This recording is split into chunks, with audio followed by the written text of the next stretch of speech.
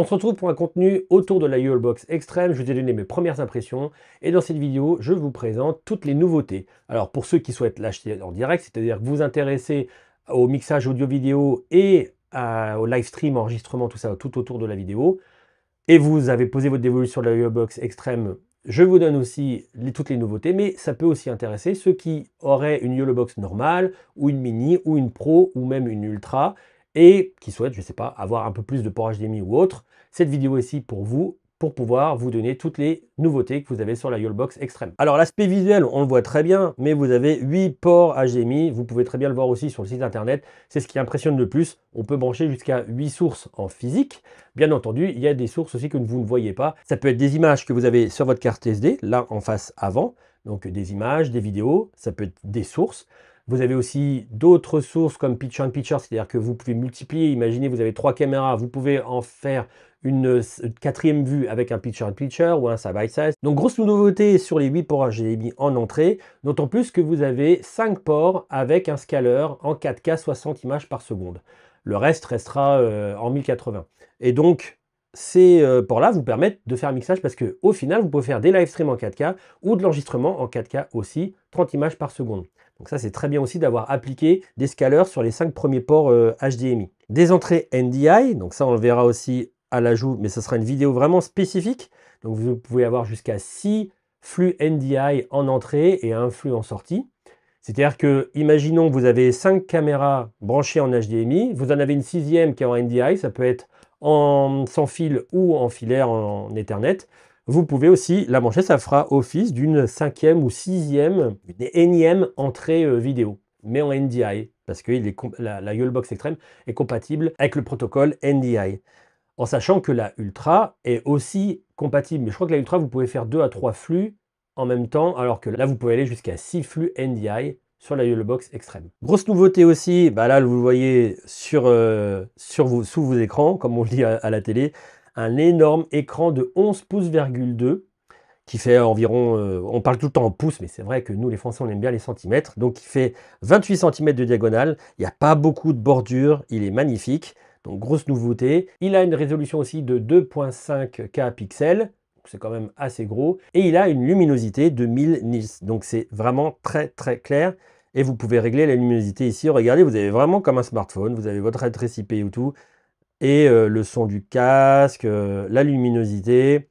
Et comme je vous ai dit dans ma vidéo de, comment dire, où je vous racontais un peu mes aventures avec la YOLOBOX dans ma première prise en main, au Solidays, la luminosité, c'est très important sous le soleil, même si vous êtes sur une tente, quand vous avez le soleil couchant qui baigne dans la régie, c'est sympa quand même d'avoir une très bonne luminosité au niveau de l'écran. On en a parlé dans les connexions, on en a parlé aussi dans les finitions, mais vous avez 2 antennes sur les côtés ici qui peuvent être disposées.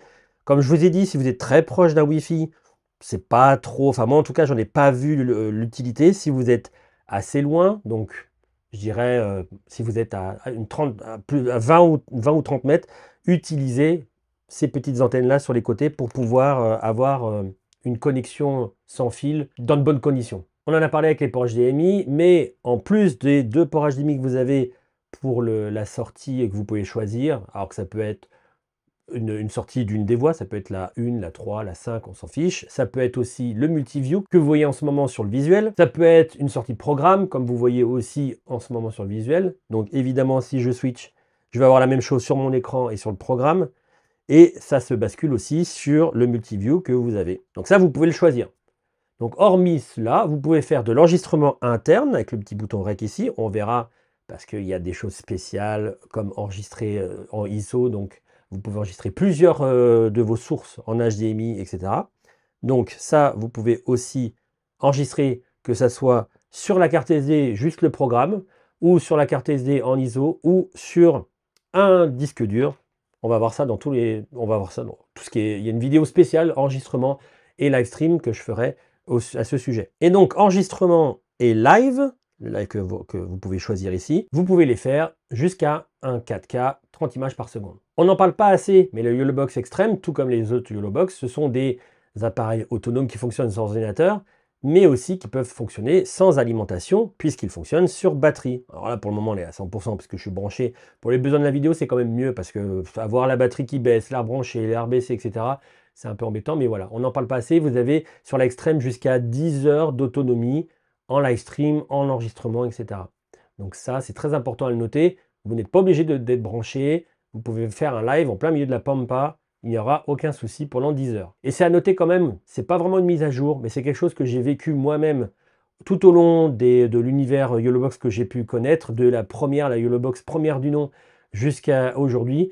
L'équipe de YOLOLIVE est très à l'écoute des problèmes que vous pourriez rencontrer. Il y a des mises à jour régulières quand vous avez des rattrapages de firmware. Vous avez aussi des ajouts de nouveautés assez régulières. Alors ça dépend du modèle que vous avez, mais évidemment, plus vous allez aller vers un modèle qui est très véloce, très puissant, plus ils vont pouvoir vous rajouter des choses. Comme par exemple la YOLOBOX Ultra au départ ne faisait pas guidage de caméra. Mais avec le temps, ils ont fait en sorte que vous puissiez guider vos caméras PTZ sur la Ultra. C'est pas disponible sur d'autres. Je suppose que c'est parce que, alors c'est disponible sur la Extreme évidemment, par rapport à un problème de processeur ou autre, qui fait que voilà, on ne peut pas rajouter en plus par rapport à ce qu'elle faisait déjà initialement.